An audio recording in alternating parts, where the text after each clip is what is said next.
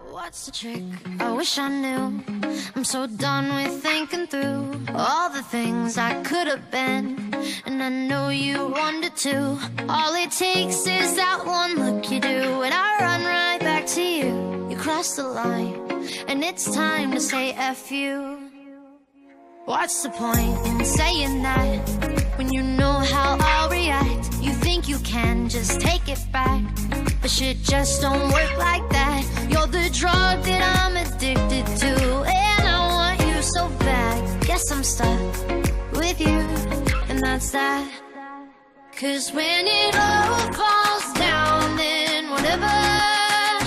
When it don't work out for the better, if it just ain't right and it's time to say goodbye. When it all falls down, when it all falls down, I'll be fine. I'll be fine. You're the drug that I'm addicted to, and I want you so bad, but I'll be fine. Why we fight? I don't know. We say what hurts the most. Oh, I try staying cold, but you take it personal. All these firing shots and making ground, it's way too hard to call. But I still can't let you go. 'Cause when it all falls down, then whatever. When it don't work out for the better, if it just ain't right and it's time to say goodbye. When it all falls down, when it all falls down, I'll be fine. I'll be fine. You're the drug that I'm addicted to, and I want you so bad, but I'll be fine. I'll be fine.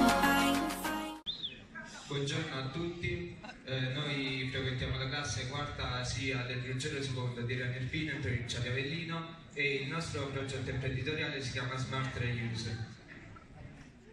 Smart Reuse è un'azienda che si propone non solo di raccogliere i cosiddetti RAE, rifiuti di apparecchiature elettriche ed elettroniche, ma anche di riciclarli. In questo modo possiamo salvaguardare l'ambiente e differenziarci tra l'altro dalla nostra concorrenza.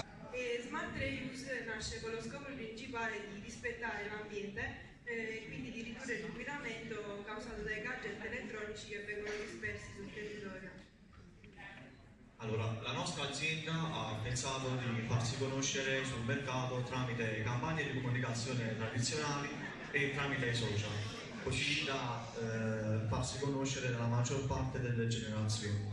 Faremo inoltre degli incontri pubblici nelle principali città, avremo dei contatti diretti con enti pubblici e associazioni proprio per la tutela dell'ambiente e infine stipuleremo delle convenzioni con attività commerciali per far sì che i rifiuti elettronici possano essere ritirati direttamente dalla nostra azienda.